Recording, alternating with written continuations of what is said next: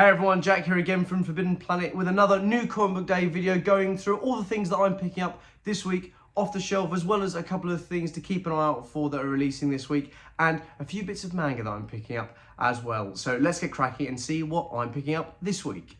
Kicking off as ever with my ongoings, we have issue 3 of Escape from Rick Remender and Daniel Acuna, one of my favourite ongoing series that I'm collecting at the moment. I've spoken very highly of it in previous videos. Issue 2 was very much about Milton, our titular character's past, his wife, his romances, what life was like back home, and what spurred him on to join the army, what spurred him to join the cause against this enemy, the sort of propaganda and the rhetoric of the people around him, and the sense of duty that was instilled in him, and not just him, and other people very much, as I said in when talking about issue 2. In some ways it's quite easy to talk about war and propaganda because it's so prevalent and it's so well documented, especially in modern history, but there's just a way that Remender's, I don't know, it sort of revels in its obviousness. It doesn't feed you the story like you ought to know it, like it demands of you that you have an awareness of how bad war is and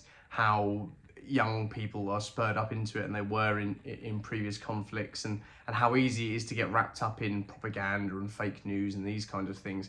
It doesn't treat you as if that's a given. It treats you as if it's something that you're aware of but doesn't force you to be aware of it. It's just is. And it really focuses on Milton and Ruth, his wife, especially in issue 2, and often issue 3 is going to rattle through his escape, his time on the ground, and I think the pace is going to change dramatically. I think the stakes are going to feel so much higher thanks to that brilliant second issue, and Daniel Acuna, as always, is going to absolutely knock it out of the park. It's a gorgeous book to look at in its dread. It's a stunning book.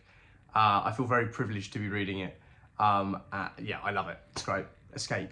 Issue 3. Talking about the stakes getting higher, we have Skinbreaker issue 2 from Robert Kirkman and David Finch. If you didn't pick up issue 1 of Skinbreaker, I highly recommend it. There was indeed a second printing. It is a violent alien tribal epic talking about the rise of power, the sacrifices we make, and the internal politics in a world of honor and pride, and one where power reigns supreme. And the challenge has been made. Anok has thrown the gauntlet down as we see his rise to power in Skinbreaker issue 2. I'm really looking forward to this. Issue 1, again, artwork from David Finch, of course, off the clock. It's really quite wonderful how many independent books are out on the shelves right now and doing so well. As always, obviously, Image at the forefront of that, and other studios like Boom, but it just feels like there's so much originality leaping off the pages and onto the shelves, which is just fantastic and makes coming to work all the more easy and all the more brilliant, because we're getting to read some fantastic stuff from some of the biggest creators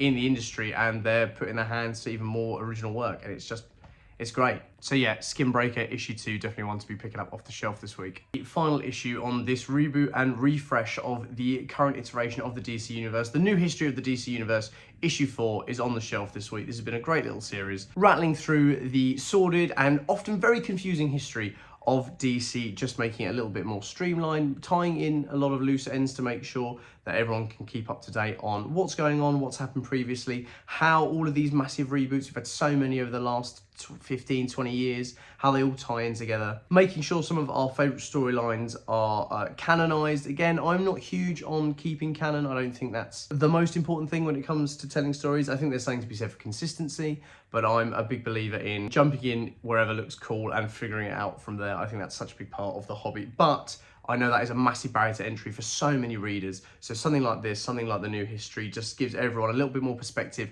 on where things are at, where things are probably going. And if you're looking to go back and read previous things or find gaps in your collection or in your knowledge, then something like this is just a wonderful series. Obviously not the first time they've done it, probably won't be the last, given the state of how comics are and how many different writers lend their hand to adding to the mythos of these great characters. But yeah, issue 4 of New History of the DC Universe. Very sad news, the penultimate issue of News from the Fallout is here this week. News from the Fallout issue 5. I can't believe there's only one more issue left. Gutted. Absolutely been adoring this series. I know Camden regular Roger Bolton, shout out Roger, has also been a huge fan of News from the Fallout. It's just been great. As I said previously, Chris Condon and Jeffrey Allen Love weren't two creators I was overly familiar with or hadn't engaged with too much of their work prior to News from the Fallout, but this series has given them carte blanche to throw everything at me. The mystery behind the machinations of the antagonist in this book. Sometimes people are just evil, and I really like that. I think that's such a great thing to have in a book. You know, obviously motivation is such a huge part of building out characters and storytelling. Honestly, sometimes the motivation can simply just be evil, and I think that's very reasonable. There's so much in the world that's out of our control that we can't maybe morally justify, and sometimes that manifests itself in the literature that we read, and sometimes in that literature we don't get resolutions. Sometimes we have to fill in the blanks ourselves, and News from the Fallout is drip feeding us so much information. It's giving us so many little crumbs to hoover up who everyone is to each other, who everyone is in the town, who everyone is as they interact with each other in the diner, what relationships they have together, but more importantly, whether or not they're going to get out of this. And yeah, I love it. It's spooky, it's creepy, it's violent, it's really well laid out, it's really well planned out, and I love it. It's great. Can't believe it's ending, but all good things. It is another week under the rule of Revelation. In X-Men's Age of Revelation, we have 4 new titles to rattle off this week, so let's get cracking. You'd have seen it just then. Radioactive Spider-Man. Yes, the irradiated hero becomes even more irradiated. Look, he's got tiny little mutant arms. I wonder how he got those. You'll have to read to find out. I always enjoy when Spider-Man's a little bit more freaky. I love the original animated series, the 90s animated series, where he had 6 arms. I'm a 6-armed Spider-Man guy, and that very bizarre, I think it was Spectacular Spider-Man. Was it part of the other? I can't remember if it was part of the other now, or if it was, what was that? I can't remember. There was a mini series where each cover was him slowly cocooning into a spider, and then he became a spider. And I can't remember what it was called, but I really liked it. It was just creepy as hell, and I really enjoyed it. Spider-Man is doing his best to protect New York as the Age of Revelation hits the East Coast, and in doing so irradiates himself even more and has to do all he can to protect the people that he loves and the city that he calls home. So Radioactive Spider-Man issue 1 is on the shelf. Next up, we have Omega Kids as part of the Age of Revelation. Quentin Quire running essentially what I think is Revelation's like Gestapo. In a world of tyranny and secrecy and rebellion, there tends to be a form of secret police, and heading that secret police is Quentin Quire. This book delving into how Quentin is surviving in this new landscape, in this new future for the X-Men and his group of psychics that are using their powers to weed out any insurrection across the United States and across Revelation's new kingdom. But you know, how much of that is out of pure evil machinations and how much of that is out of a survival instinct, you'll have to read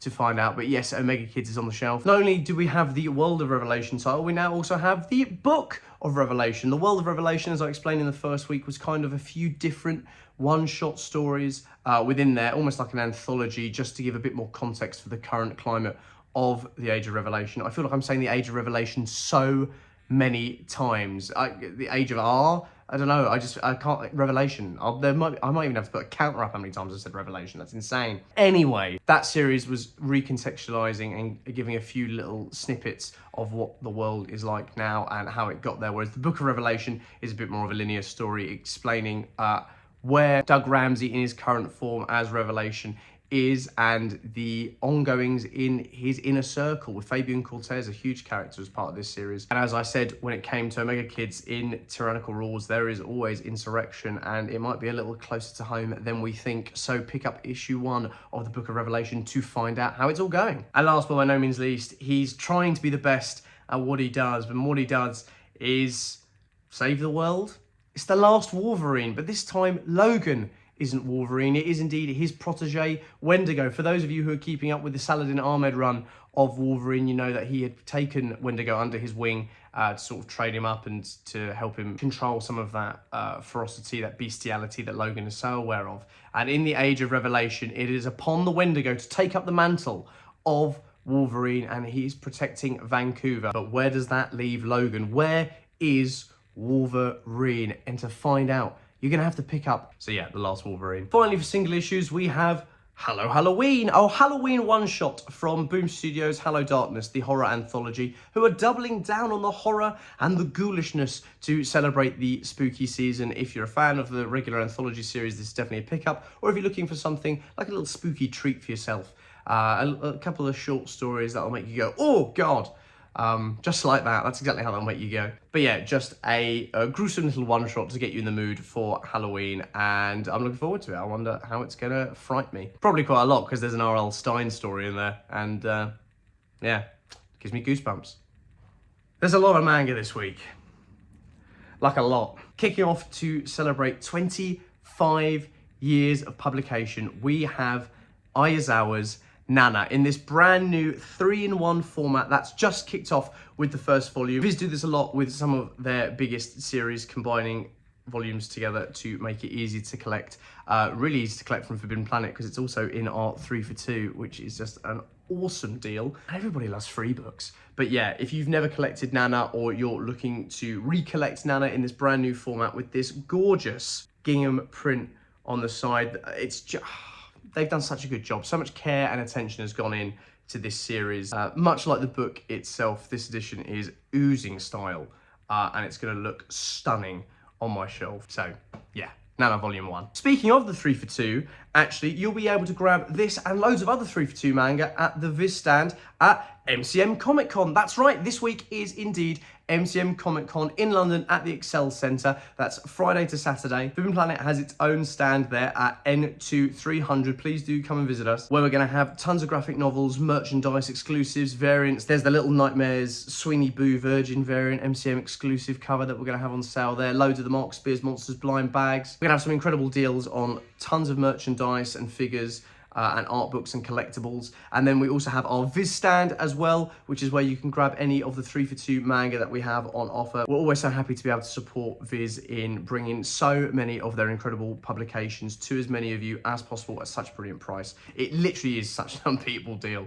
I use it myself. And as well, we are really proud to be supporting Wizards of the Coast, helping the retail arm of Wizards this year, supplying all of you brilliant people with tons of Magic the Gathering and Dungeons and Dragons products, including the new D&D starter sets that have just come out that are really fun and a great way to get into D&D if you've never played it before, as well as tons of Magic the Gathering products, including Final Fantasy boosters, bundles, Edge of Eternities. We're going to have collector boosters, we're going to have Spider-Man. There's going to be so much that you can pick up there, and it's right back on to the play area as well, so you can rip open a couple packs, build out your decks and get playing, so that's going to be really great. From Ichiro Ojima, we have My Gorilla Family, the latest in the Smudge comics, from which is the imprint of Living the Line comics.